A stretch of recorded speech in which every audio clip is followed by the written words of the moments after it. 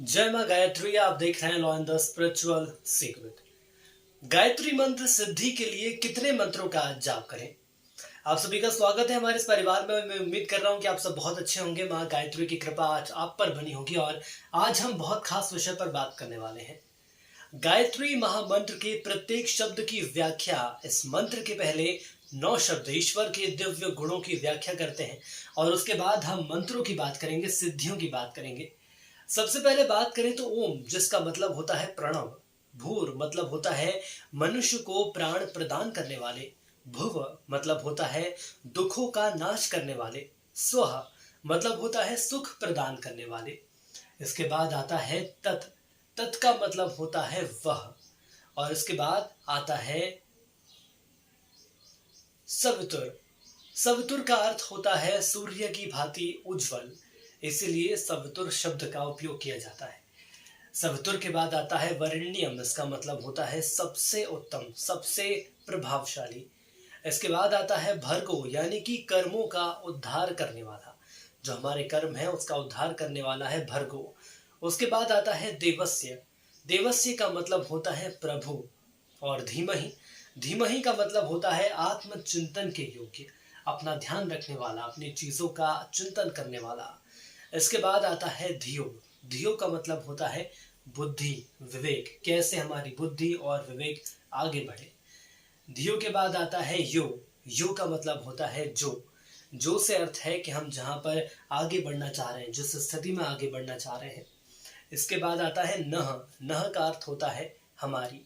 और उसके बाद आता है प्रचोदयात। प्रचोदयात का अर्थ होता है हमें शक्ति दे। ओम भूर्भुवस्सुः तत्सवितुर्वरेण्यं भर्गो देवस्य धीमहि धियो यो नः प्रचोदयात्। और आइए अब जानते हैं कि गायत्री मंत्र सिद्धि के लिए क्या करें। देखिए, गायत्री जप से पहले गायत्री शाप विमोचन करना बेहद आवश्यक होता है। वास्तव में गायत्री दुर्गा आदि शक्तियां पर ब्रह्म स्वरूप होती हैं, अतः इन्हें शापित करना सर्वथा असंभव है। लेकिन फिर भी यदि हम इस दिशा में बात करते हैं और इस ऋषियों की हम बात कर लें तो ऋषियों ने इस महाशक्तियों को कीलित या शापित किया है। तो वह कीलन इन महाशक्तियों का न होकर सामान्य साधकों का है। वो कीलन ऋषि मुनियों का ना होकर आज के दौर में जो सामान्य साधक हैं उनका हो जाता है। उन्होंने साधकों को कीलित किया है ताकि अनाधिकारी व्यक्ति उस मार्ग पर आगे जा सके। अनाधिकारी जो व्यक्ति होता है उस मार्ग पर आगे बढ़ सकता है। और इसके बाद हम बात करते हैं ब्रह्मा, वशिष्ठ, विश्वामित्र की और शुक्र। यह चारों ऋषि अपने आप में ही अद्वितीय ऋषि माने जाते थे। अतः इन्होंने सामान्य साधकों के प्रवेश को रोकने के लिए गायत्री के मार्ग को कीलित किया, लेकिन गायत्री को नहीं। देखिए, दोनों ही बातें बहुत अलग होती हैं। गायत्री के मार्ग को कीलित करना और गायत्री को कीलित करना। तो किसी ने गायत्री को कीलित नहीं किया है। जैसे मेघ का टुकड़ा हमारे नेत्रों को ही आच्छादित करता है, सूर्य को नहीं। जैसे कि सूर्य भगवान है और बारिश हो रही है तो उससे कुछ फर्क नहीं पड़ने वाला है। वो पानी की बूंद सूर्य देवता का कुछ नहीं कर सकती। जैसा कि हमारे नेत्रों के लिए हमारे नेत्रों को आनंद मिलेगा, ठीक ऐसे ही गायत्री आदि महाशक्तियों का कीलन साधकों का ही कीलन होता है, महाशक्तियों का कीलन नहीं होता है। ये मेरे समझाने का भावार्थ था आपको। अतः साधक साधना से पहले गायत्री साधना के मार्ग को शाप विमुक्त करके ही इस मार्ग में प्रवृत्त हो सकते हैं, आगे बढ़ सकते हैं, अपनी मंजिल को पा सकते हैं। जो उन्होंने संकल्प लिया है उस संकल्प को वो तभी पा सकते हैं, तब सफलता प्राप्ति में सुगमता ज्यादा हो जाती है। और आइए अब ये जानते हैं कि आखिर जप यज्ञ श्रेष्ठ क्यों होता है। ये सारी चीजें मैं इसलिए आपको बता रहा हूँ क्योंकि ये सारी चीजें कहीं ना कहीं एक दूसरे से जुड़ी हुई होती हैं। इसके बाद ही हम अपने भावार्थ तक पहुंचेंगे। आखिर मंत्रों का हमें जाप करना चाहिए, लेकिन उसके पहले ये सारी चीजें हमें साफ होना बेहद जरूरी है। दरअसल ज्ञान यज्ञ, जप यज्ञ, अग्निहोत्र आदि से जप यज्ञ को बेहद श्रेष्ठ माना जाता है, क्योंकि भगवान श्री कृष्ण ने श्रीमद् भागवत गीता में भी यह स्वीकार किया है कि यज्ञों में मैं जप यज्ञ हूं। जप यज्ञ श्रेष्ठ होने के भी अनेक कारण होते हैं, जैसे कि अधिक सामग्री की इसमें आवश्यकता नहीं होती है, जीव जंतुओं के भी इसमें आहत होने का कोई भय नहीं होता है। इसके साथ ही साथ यदि हम बात करते हैं अब जाकर मंत्रों की, तो ये सारी चीज़ें कहने का मेरा अर्थ इसलिए था क्योंकि विधि विधान से जब हम पूजा अर्चना करते हैं तो हमें ये पता होना चाहिए कि आखिर क्या चीज़ें सही होती हैं और क्या चीज़ें गलत होती हैं। इसमें किसी भी विधि विधान में त्रुटि होने का भय नहीं होता है। इसे दरिद्र से दरिद्र व्यक्ति भी कर सकता है। इसमें पंडित हो या पुरोहित हो आदि किसी की भी आवश्यकता नहीं पड़ती है। अगर कोई सामान्य व्यक्ति चाहे कि मैं जप यज्ञ कर सकता हूँ, वो भी सफलतापूर्वक कर सकता हूँ, विश्वास होना चाहिए, जप यज्ञ हो जाएगा। लेकिन लेकिन जप यज्ञ के लक्षण आखिर क्या होते हैं?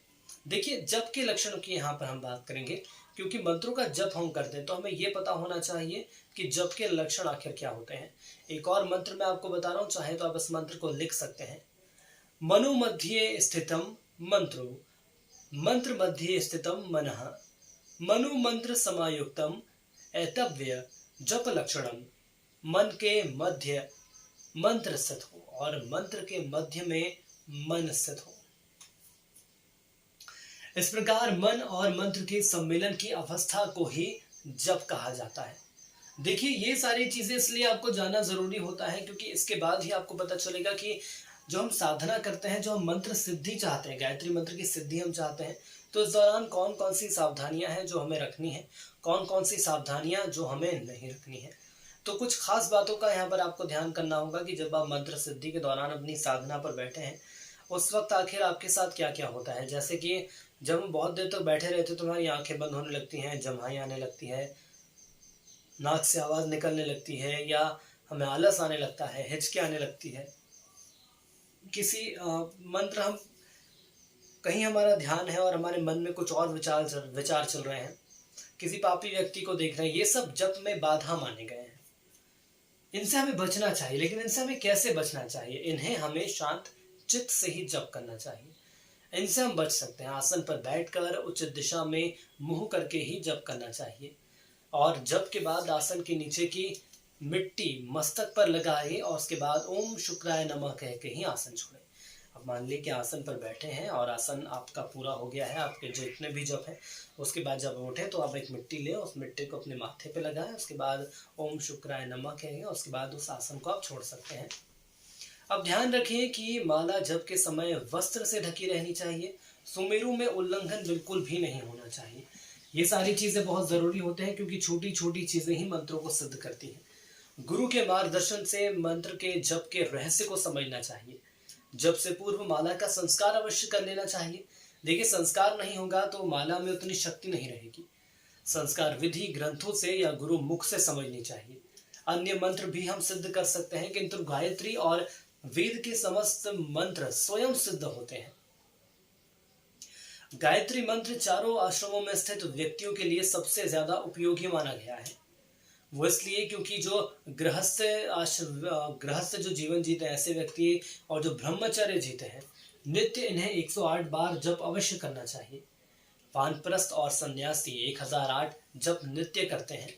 ऋग्वेद में एक ऐसे महामंत्र का उल्लेख किया गया है जिसके दैनिक जीवन में जपने से, उच्चारण करने से जीवन प्रखर व तेजोमय बनता है और इसे माँ गायत्री मंत्र कहते हैं। कोई भी व्यक्ति इस महामंत्र को जीवन में एक अनिवार्य अंग बना ले। तो अब ये जानते हैं कि आखिर कितनी बार मंत्रों को जप करना चाहिए, कितने ऐसे मंत्र हैं जिनका जप हमें करना चाहिए। देखिए, यदि आपने ये मान लिया कि आपको 100 बार या 108 बार मंत्र का जप करना है और आप लगातार मंत्र का जप कर रहे हैं, लेकिन 10वें मंत्र के बाद आपका ध्यान हट गया है, आपका ध्यान कहीं और चला गया, तो उस वक्त आपको ये लगेगा कि आखिर मैंने 10 मंत्र तो सही करे, लेकिन उसके बाद जो 108 मंत्र हैं, यानी कि 98 मंत्र जो कुल मिलाकर आपके उसके बाद बचते हैं, उसमें यदि आप पढ़ रहे हैं तो आप सिर्फ ये समझ लीजिए कि आप बस मंत्रों की संख्या बढ़ा रहे हैं। ध्यान तो आपका कहीं और है, मन आपका कहीं और है, और सिर्फ भगवान को दिखावे के लिए आप मंत्र पढ़ते जा रहे हैं। लेकिन ये मानकर चलिए, यदि ऐसा आप करेंगे तो सिर्फ आप क्वांटिटी बढ़ा रहे हैं। कहने का अर्थ यह है कि यहाँ पर सिर्फ आप संख्या बढ़ा रहे हैं, लेकिन आपका दिल या दिमाग नहीं लग रहा है। तो कोशिश ये करें, यदि आपको सिद्ध करना है मंत्रों को, तो जो मैंने आपको जानकारी दी है, सबसे पहले तो विधि पूर्वक करिए और उसके बाद जो सारी बाधाएं हैं उन सब बाधाओं को धीरे धीरे करके हटाइए। उसके बाद ही ये माना जा सकता है कि आप मंत्र जप के दिशा में आगे बढ़ेंगे। क्वांटिटी मत बढ़ाइए, क्वांटिटी बढ़ाने से कुछ नहीं होगा। 10 बार भी यदि मंत्र का जप कर रहे हैं तो बहुत अच्छे से उच्चारण करिए, शांत बैठिए, अपने पूरे दिलो दिमाग को प्रभु के चरण में समर्पित कर दीजिए, उसके बाद ही आगे बढ़िए। क्योंकि भले ही आप 108 बार कर लें, 8 बार करें, लेकिन अगर 8 बार भी आपने पूरे दिलो दिमाग से किया है तो ये माना जाएगा कि वो चीज़ें आगे काउंट हो रही हैं, वो चीज़ें देखी जा रही हैं कि हाँ, ये श्रद्धापूर्वक चल रही हैं चीज़ें, न सिर्फ दिखावे के लिए। तो मैं उम्मीद कर रहा हूँ कि जो जानकारी आपको दी गई है, जानकारी समझ आई होगी। हालाँकि शुरुआत में जानकारी थोड़ी अलग इसलिए भी थी, शुरुआत में जानकारी आपको इसलिए बताई गई क्योंकि जो बाधाएँ होती हैं, इन्हें हम कैसे दूर कर सकते हैं, इसलिए हमें उस दिशा में जाना पड़ा। तो माँ गायत्री से मैं प्रार्थना करूँगा आप सभी सुखी रहें, आप सभी निरोगी रहें और आप सभी मंगल से रहें। तो यदि आपको कोई सवाल-जवाब है तो ज़रूर आप हमसे पूछ सकते हैं। कोशिश यही रहेगी कि आपके सवालों के सही जवाब आप तक पहुँचाएँ। जय माँ गायत्री।